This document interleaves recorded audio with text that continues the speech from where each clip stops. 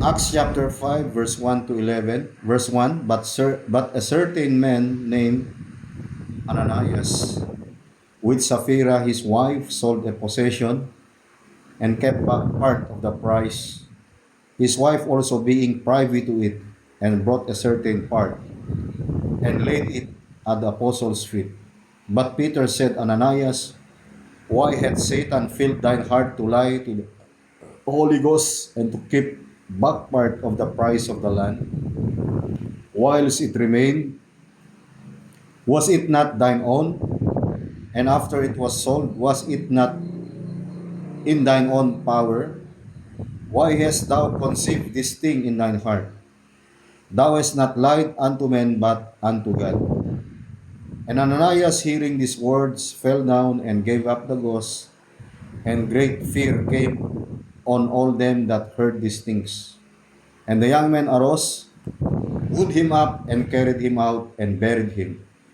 And it was about the space of 3 hours after, when his wife, not knowing what was done, came in.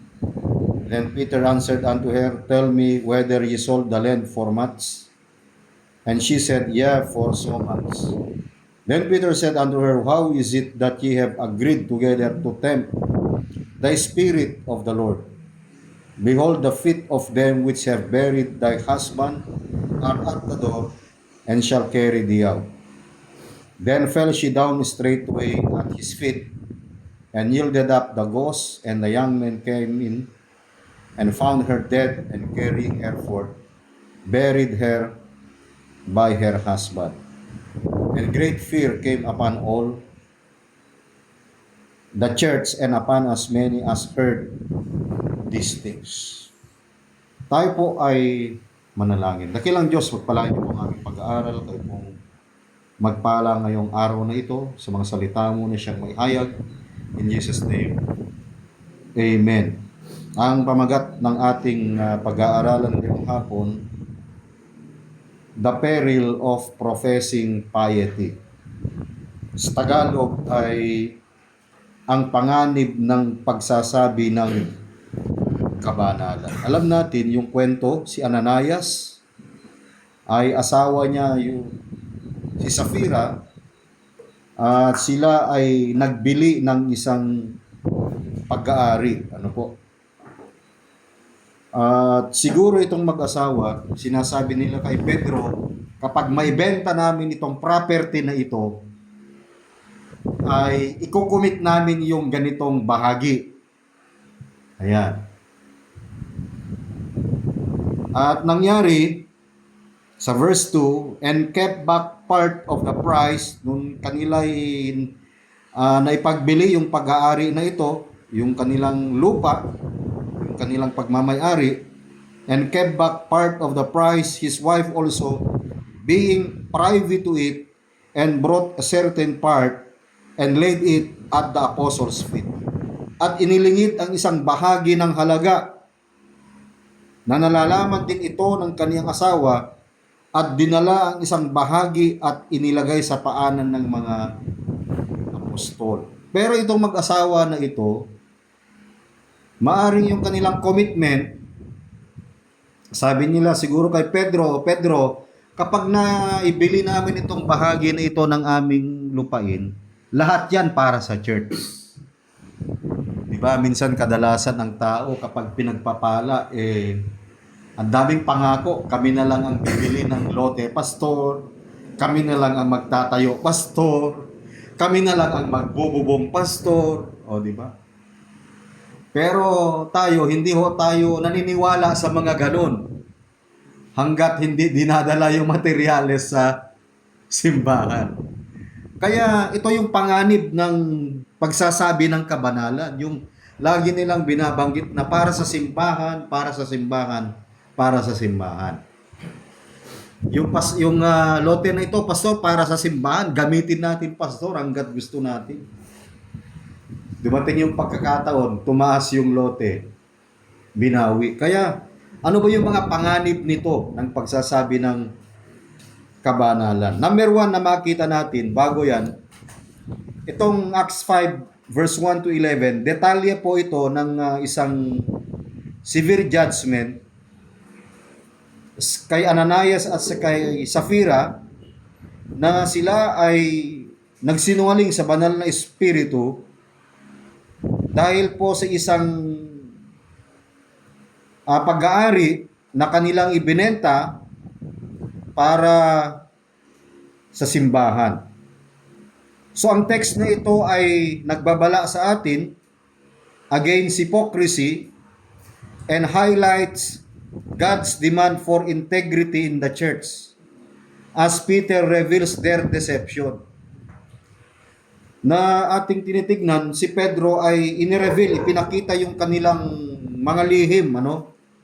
At yung episode na ito sa Acts chapter 5 verse 1 to 11 ay nag-establish ito ng malaking takot sa simbahan at tungkol sa kabanalan ng Diyos.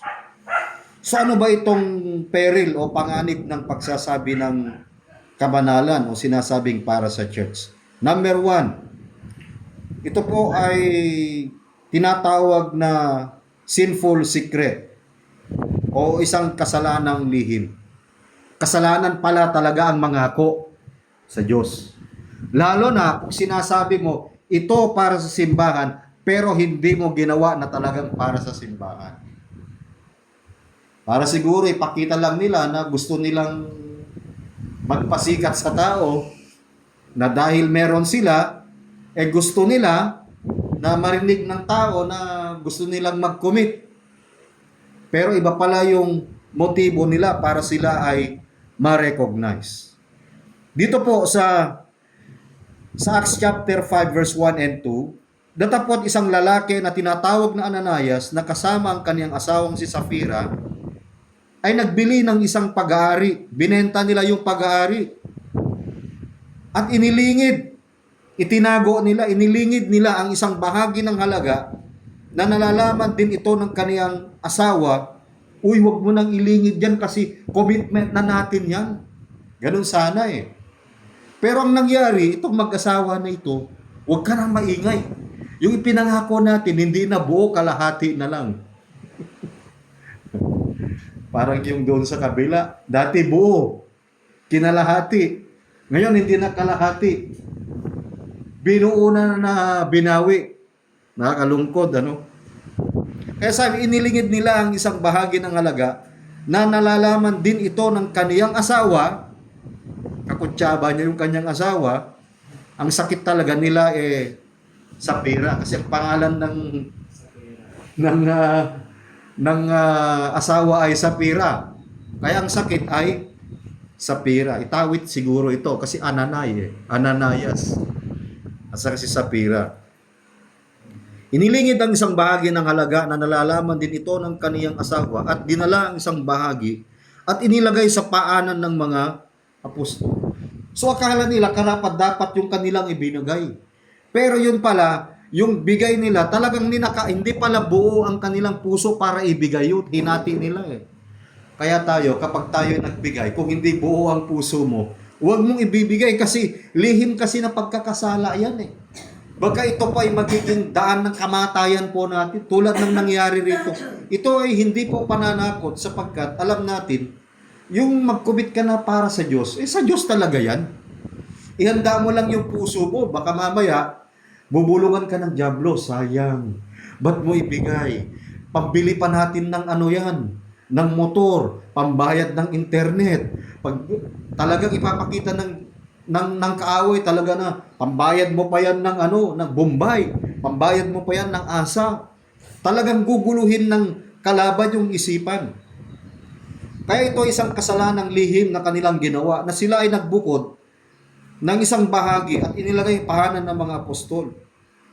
Si Ananias at si Sapphira sold land but prompted by greed and desire for reputation kept back part of the money. Parang nasayangan sila na yung kanilang ibinigay dapat na buo, yung kalahati na lang para yung kalahati magamit natin.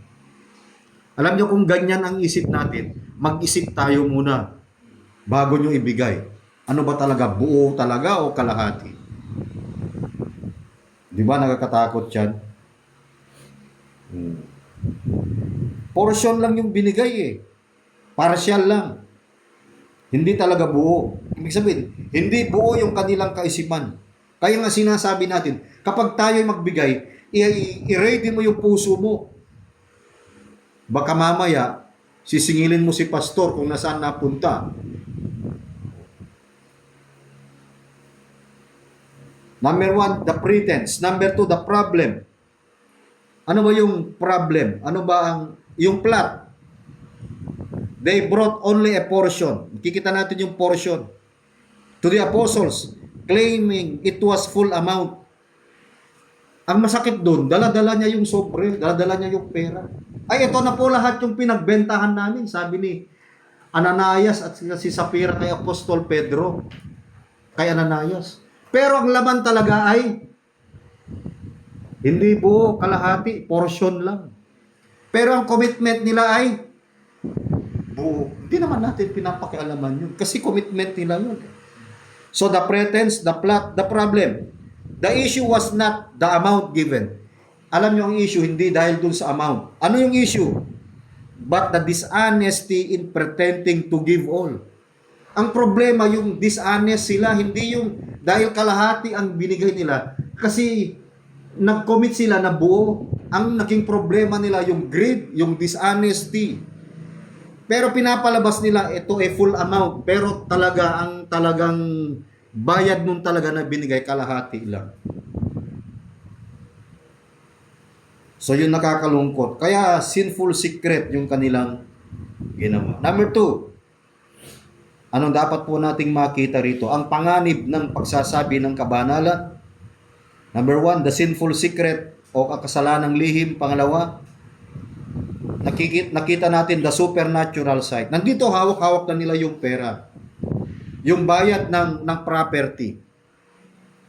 Alam nyo, nung dinala na nila yung sobre na yun, yung pera na yun, sa harapan ng mga apostol, anong sabi ni Pedro kay Ananias? Verse 3. Basahin natin ng sabay-sabay. But Peter said, Ananias, why hath Satan filled thine heart to lie to the Holy Ghost and to keep back part of the price of the land?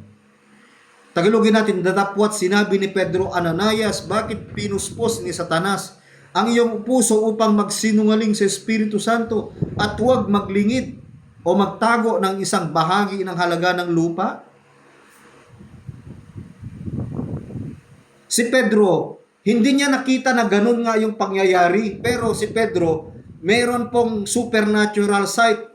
Meron silang tinatawag na spiritual na paningin na naramdaman niya na hindi talaga yun yung yung dinala nila sa altar, yung dinala nila sa ng mga apostol, na hindi talaga buo yung binigay.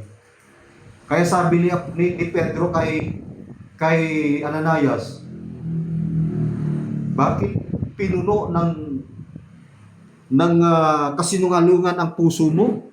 Bakit ka nagsinungaling sa banal na espiritu? Verse 4, while it remained, was it not thine own, and after it was sold, was it not in thine own power? Why hast thou conceived this thing in thine heart? Thou hast not lied unto men, but unto God.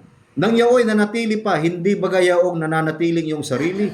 At nang naipagbili na, hindi baga sa iyo ring kapangyarihan, ano't inisip mo pa ang bagay na ito sa iyong puso? Hindi ka nagsinungaling sa mga tao, kundi nagsinungaling ka sa Diyos. Akala kasi ng tao, magkapagsisinungaling ka dahil pwede silang magsinungaling sa tao. Pero sa Diyos, hindi ka pwedeng magsinungaling. Kaya nakita ni Pedro po yung gano'n. Kaya sabi niya, huwag niyong gamitin ang pangalan ng simbahan para makapag-commit kayo kapag hindi nyo nagawa yan. Merong kapalit. The source, ano yung source? Peter filled with the Holy Spirit exposed the deception. Kaya nga puro tanong Uy, alam mo ba yung binigay mo, hindi iyo yun Commitment mo sa Diyos Was it remain, it was not thine own. And after it was sold, was it not in thine own power? Nung naibenta mo, pagbili na, hindi baga nasa iyo ring kapangyarihan? Sabi niya, why hast thou conceived this thing in thine heart? Bakit inisip mo pa ang bagay nito sa iyong puso? Na magbigay ka lang din kalahati pa, hindi mo binuo. Parang hirap na isipin ito, kung bakit ganito. Kasi ang Diyos, galit po siya sa dishonesty. So he exposed the deception. The source, number 2, the subject. The lie was not merely to men, but directly to God. Hindi ka nagsinungaling sa tao, pero nagsinungaling ka sa Diyos. Number 3, the satanic influence. Satan had filled their hearts.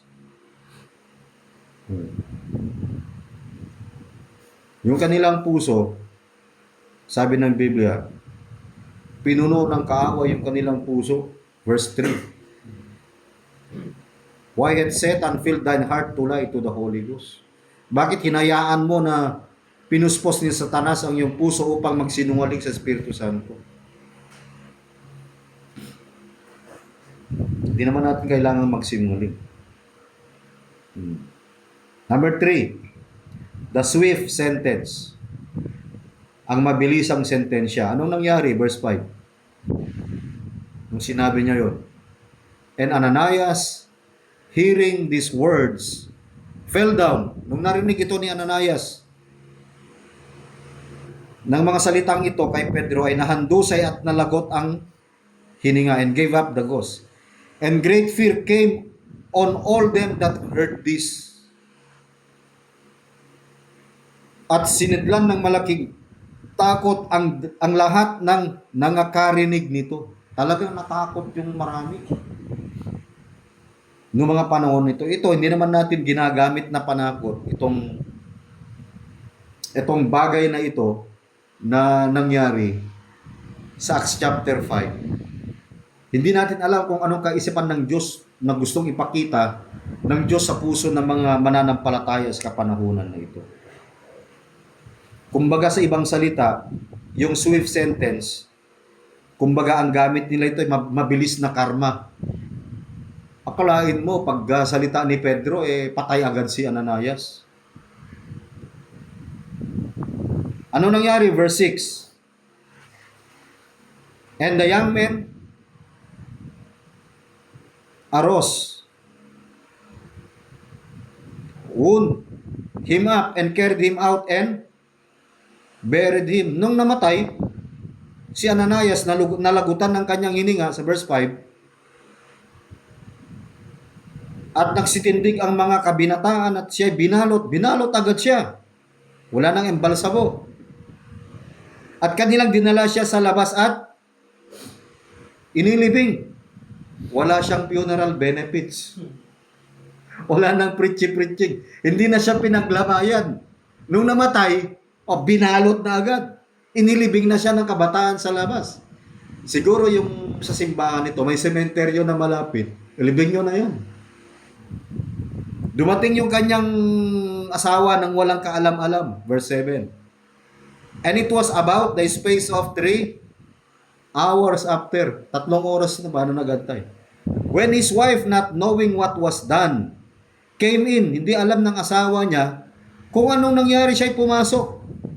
At nagsalita uli si Pedro sa kanya. Sabihin mo sa akin kung ipinagbili ninyo ng gayon ang lupa. At sinabi niya, oo, sa gayon. Kasi magkasabwat sila. O talaga Pedro, yan talaga yung bayad nun Pedro. Pero awan man ba, ginagdwa na yung presyo na yung lusat. Yung gadwa na laman yung ne-commit na kang church. Pero ang commitment kasi nila buo. Hindi naman siguro galing sa kanila, sa kila Pedro yan eh. Nag-usap sila pero nagbago yung isip eh. Ay, kalahati na lang pastor. Hindi na yung buo pastor. Hindi ho, ganun dapat. Verse 9. Then Peter said unto her, dapat sinabi sa kanya ni Pedro, how is it that ye have agreed together? Bakit kayo magkasundo upang tuksuhin ang Espiritu ng Panginoon? Narito, na nga sa pintuan ang mga paa ng mga nagsisipaglibing siyang asawa at kanilang dadalhin ka sa labas. Ano nangyari? Verse 10. Then she fell down straightway at his feet. Ang nangyari dito, sudden death. Parang yung mamatay ka na wala kang sakit. Ang hirap nito, ano? Magpapacheck up ka sa doktor, wala kang sakit. Dahil binawi mo yung ano ng lupa para sa simbahan kamo. Magpa-albularyo ka, walang makikita ang albularyo. Punta ka ng doktor pero walang nakikita ang doktor sa'yo. Nakakita kayo ng ganun? Magpapa-check up ka pero ang dami mo nararamdaman pero sabi ng doktor, ay normal ka. Malabet kan. Bali ka pwede i-confine ta normal ka. Magpatakot, ano? Dito, sudden death eh. Lagapak agad. Pum! At inilibing. The significant fear. The judgment brought fear upon the entire church, emphasizing God's seriousness regarding holiness. Kasi kung sasabihin mo, itong pera nito, itong commitment nito, gamitin natin ito sa kabanalan. Isipin mo, kabanalan, ha? Kaya nga natatakot ako eh. Na minsan talagang yung mga nagbibigay, sinasabing nagbibigay, hindi naman talaga ibibigay eh. Hindi naman pala buo ang puso eh. Tapos sasabihin mo sa church para sa kabanalan to, pero yung puso nila hindi pala ganoon. Kaya better stop na lang muna natin kapag talagang yung puso natin ay wala doon. Kaya dito makikita natin verse 11, and the great fear came upon all the church, and upon as many as heard this thing. At siniglan ng malaking takot, nabalot sila ng takot ng buong iglesia, at lahat ng nakarinig ng mga bagay na ito. So ano yung lesson? Number 1, bawal ang kasalanang lihim. Pangalawa, bakit? Sapagkat may spiritual na paningin ang ating mga leader, ang mga namamahala. Pangatlo, may katumbas na swift sentence o mabilis na sentensya. Kagaya na nangyari kay Ananias at saka kay Sapphira. Anong summary nito? The solemn summary, God is holy and active in judging sin in the church. A point emphasizing in this sermon, mga kapatid, about the holiness of God. So genuine giving, pag sinabi mong genuine giving, give from a sincere heart, not for public acclaim. Kapag ikaw ay magbigay, dapat tapat yung puso mo, sincere yung puso mo, genuine, hindi yung magbigay ka for a public acclaim para i-public mo pa at sasabihin pa ng pastor, salamat kay kapatid na ganito sapagkat nagbigay siya ng malaki. Kaya ang application nito, genuine giving, guarded integrity, yung integridad natin ay dapat nating bantayan. Do not let Satan prompt you to live a lie. Warn this. Mga batid, huwag nyo hayaan na ang diablo ay puspusin yung puso natin ng kasinungalingan. At ang tatlong bagay na makita natin dito, dapat magkaroon tayo ng godly fear o takot na may kabanalan. Respect the purity and holiness of God's church. Dapat irespeto natin yung kadalisayan at kabanalan ng iglesia ng Diyos. Ba't ka pa magbibigay kung magsinungaling-kalingkan? Dapat masaya yung puso mo eh. Sabi ng Panginoon, pagpapalain ng Diyos ang mga